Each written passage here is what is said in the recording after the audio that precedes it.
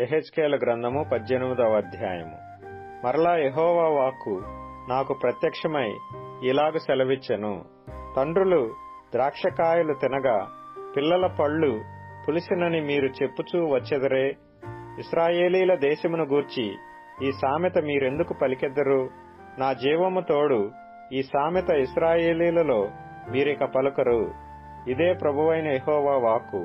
మనుషులందరూ నా వశములో ఉన్నారు. తండ్రులేమి కుమారులేమి అందరూ నా వశములో ఉన్నారు. పాపము చేయువాడెవడో వాడే మరణము నొందును.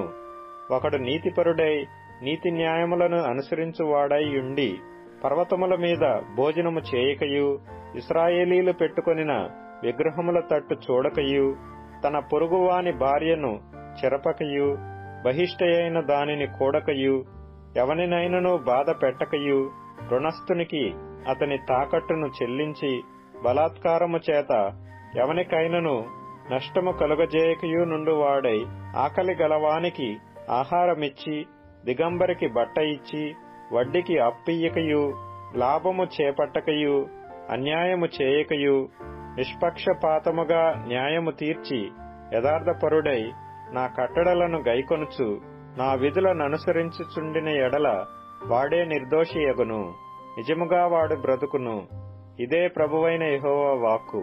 అయితే ఆ నీతిపరునికి కుమారుడు పుట్టగా వాడు బలాత్కారము చేయువాడై ప్రాణహానికరుడై చేయరాని క్రియలలో దేనినైనను చేసి చేయవలసిన మంచి క్రియలలో దేనినైనను చేయక ఎండిన ఎడల, అనగా పర్వతముల మీద భోజనము చేయుటయు తన పొరుగువాని భార్యను చెరుపుటయు దీనులను దరిద్రులను బాధపెట్టి బలాత్కారము చేత నష్టము కలుగజేయుటయు తాకట్టు చెల్లింపకపోవుటయు విగ్రహముల తట్టు చూచి హేయకృత్యములు జరిగించుటయు అప్పిచ్చి వడ్డీ పుచ్చుకొనుటయు లాభము చేపట్టుటయు ఈ మొదలగు క్రియలు చేసిన ఎడల వాడు బ్రతుకునా?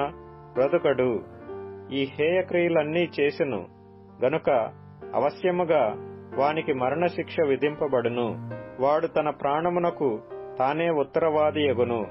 అయితే అతనికి కుమారుడు పుట్టగా ఆ కుమారుడు తన తండ్రి చేసిన పాపములన్నిటినీ చూచి ఆలోచించుకొని అట్టి క్రియలు చేయకయుండిన ఎడల, అనగా పర్వతముల మీద భోజనము చేయకయు ఇశ్రాయేలీలు పెట్టుకొనిన విగ్రహముల తట్టు చూడకయు తన పొరుగువాని భార్యను చెరపకయు ఎవనినైనను బాధ పెట్టకయు తాకట్టు ఉంచుకొనకయు బలాత్కారము చేత నష్టపరచకయు ఆకలి గలవానికి ఆహారమిచ్చి దిగంబరికి బట్ట ఇచ్చి బీదవాని మీద అన్యాయముగా చెయ్యి వేయక లాభము కొరకు అప్పియ్యకయు వడ్డీ పుచ్చుకొనకయు నుండిన వాడై నా విధులనాచరించుచు నా కట్టడలననుసరించుచు నుండిన ఎడల అతడు తన తండ్రి చేసిన దోషమును బట్టి చావడు.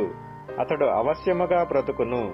అతని తండ్రి క్రూరుడై పరులను బాధపెట్టి బలాత్కారము చేత తన సహోదరులను నష్టపరచి తన జనులలో తగని క్రియలు చేసిన గనుక అతడే తన దోషమును బట్టి మరణము నొందును. అయితే మీరు కుమారుడు తన తండ్రి యొక్క దోష శిక్షను ఏలమోయట లేదని చెప్పుకొనుచున్నారు. కుమారుడు నీతి న్యాయములను అనుసరించి నా కట్టడలన్నిటినీ అనుసరించి గైకొనెను గనుక అతడు అవశ్యముగా బ్రతుకును. పాపము చేయువాడే మరణము నొందును. తండ్రి యొక్క దోష శిక్షను కుమారుడు మోయట లేదని కుమారుని దోష శిక్షను తండ్రి మోయడు. నీతిపరుని నీతి ఆ నీతిపరునికే చెందును. దుష్టుని దుష్టత్వము ఆ దుష్టునికే చెందును.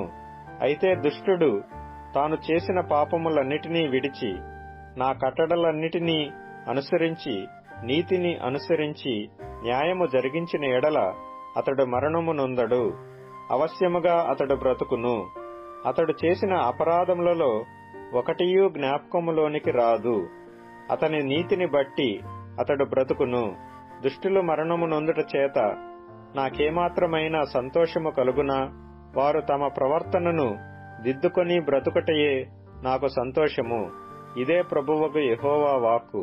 అయితే నీతిపరుడు తన నీతిని విడిచి పాపము చేసి దుష్టులు చేయు హేయక్రియలన్నిటి ప్రకారము జరిగించిన ఎడల అతడు బ్రతుకునా?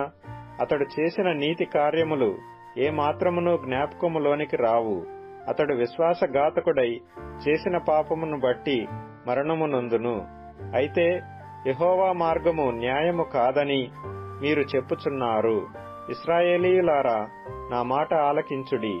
నా మార్గము న్యాయమే, మీ మార్గమే గదా అన్యాయమైనది. నీతిపరుడు తన నీతిని విడిచి పాపము చేసిన ఎడల అతడు దానిని బట్టి మరణము నొందును. తాను పాపము చేయుటను బట్టియే గదా అతడు మరణము నొందును. మరియు దుష్టుడు తాను చేయుచూ వచ్చిన దుష్టత్వము నుండి మరలి నీతి న్యాయములను జరిగించిన ఎడల తన ప్రాణము రక్షించుకొనును. అతడు ఆలోచించుకొని తాను చేయుచూ వచ్చిన అతిక్రమ క్రియలన్నిటినీ చేయక మానెను గనుక అతడు మరణము నొందక అవశ్యముగా బ్రతుకును. అయితే ఇశ్రాయేలీలు యెహోవా మార్గము న్యాయము కాదని చెప్పుచున్నారు. ఇశ్రాయేలీలారా, నా మార్గము న్యాయమే గాని మీ మార్గము న్యాయము కాదు. కాబట్టి ఇశ్రాయేలీలారా, ఎవని ప్రవర్తనను బట్టి వానికి శిక్ష విధింతును. మనస్సు త్రిప్పుకొని మీ అక్రమములు మీకు శిక్షా కారణములు కాకుండునట్లు వాటినన్నిటినీ విడిచిపెట్టుడి. మీరు జరిగించిన అక్రమ క్రియలన్నిటినీ విడిచి నూతన హృదయమును నూతన బుద్ధియు తెచ్చుకొనుడి. ఇశ్రాయేలీలారా, మీరెందుకు మరణము నొందుదురు? ఇదే ప్రభువగు యెహోవా వాక్కు. మరణము నొందువాడు మరణము నొందుటను బట్టి నేను సంతోషించువాడను కాను. కావున మీరు మనస్సు త్రిప్పుకొనుడి, అప్పుడు మీరు బ్రతుకుదురు. ఇదే ప్రభువగు యెహోవా వాక్కు.